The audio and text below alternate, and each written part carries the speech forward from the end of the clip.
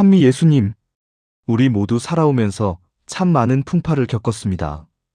오늘은 우리 노년의 삶에서 꼭 필요한 한 가지, 바로 회복, 그리고 그 회복을 가능하게 하는 자기 용서에 대해 함께 나누려 합니다. 성경 신명기 30장 3절에는 이런 약속이 있습니다. 마음을 다하고 정신을 다하여 그분의 말씀을 들으면 주 너희 하느님께서 너희의 운명을 되돌려 주실 것이다. 그리고 4절은 이렇게 이어집니다. 비록 하늘 끝까지 쫓겨났다 하더라도 주 너희 하느님께서는 거기에서 너희를 모으시고 데려오실 것이다.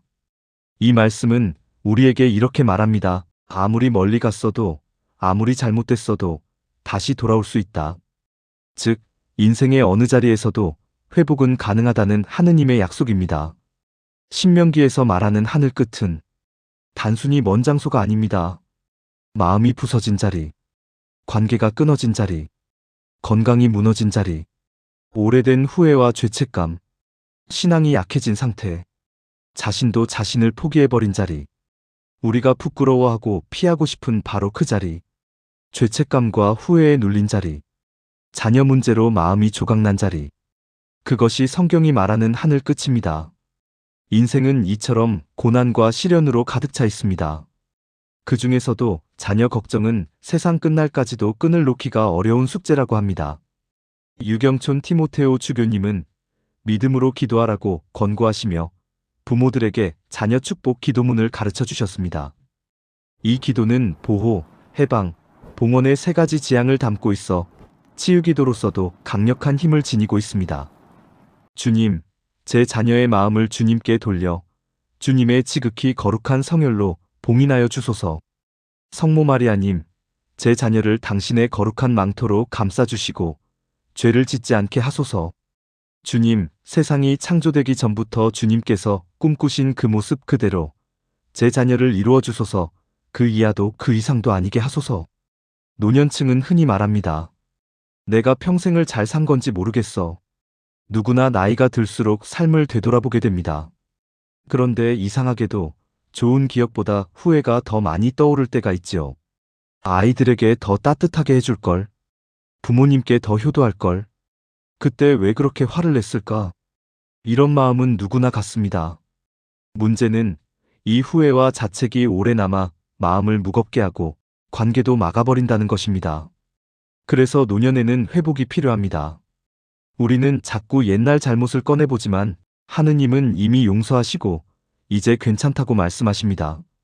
너희 죄가 진홍빛 같아도 눈같이 희게 해주겠다. 하느님은 죄를 끄집어내어 상기시키지 않으십니다.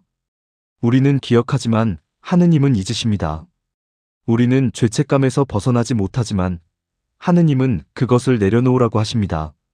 그렇다면 왜 나는 나를 용서하지 못할까요? 어떤 분들은 이렇게 말합니다. 하느님은 용서하셨을지 몰라도 나는 내가 용서가 안 돼. 자기 용서는 무책임이 아닙니다. 과거를 지워버리는 행위도 아닙니다. 오히려 책임을 인정하고 하느님께 맡기고 앞으로 걸어가겠다는 용기입니다. 물론 어렵습니다. 그렇기 때문에 하느님의 자비를 신뢰하는 믿음이 필요합니다. 하느님은 자비로운 아버지이십니다. 사랑 자체이시기에 당신 자녀를 모른 척 하실 수 없으십니다.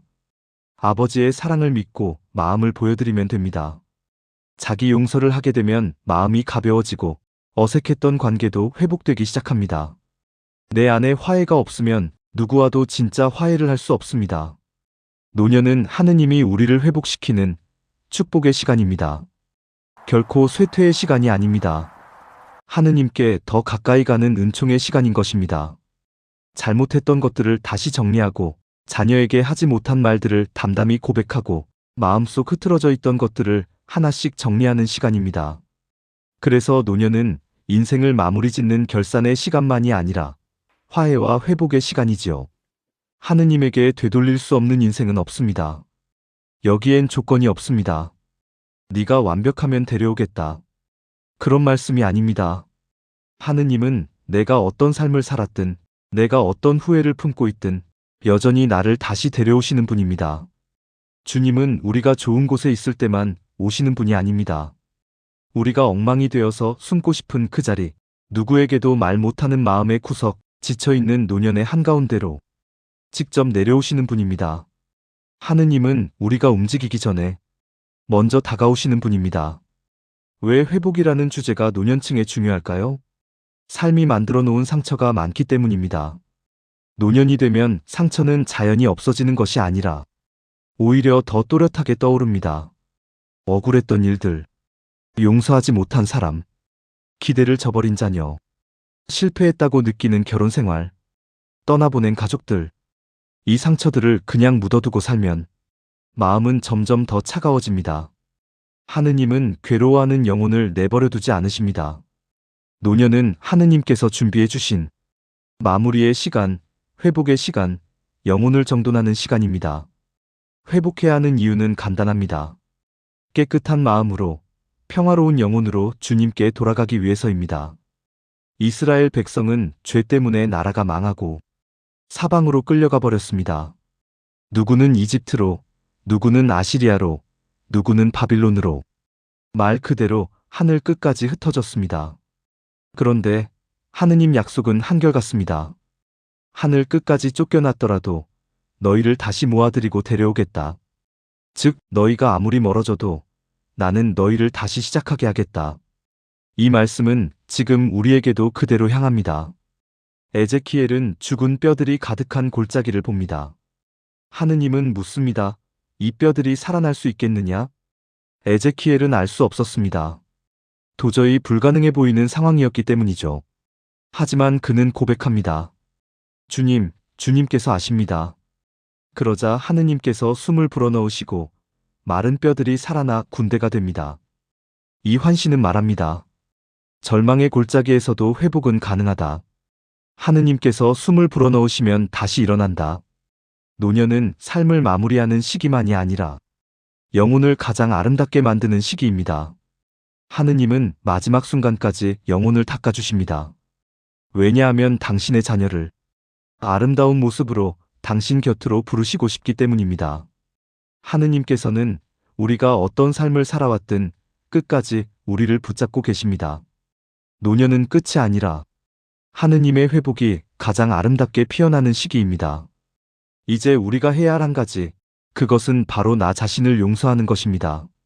하느님이 이미 용서하신 나를 나도 용서하는 것, 그리고 이렇게 말하는 것입니다. 하느님, 이제 제 마음을 당신께 돌려드립니다. 저도 이제 저 자신을 용서하겠습니다. 그때 우리의 노년은 후회가 아닌 평화, 죄책감이 아닌 감사의 눈물, 고통이 아닌 은총의 시간으로 변합니다.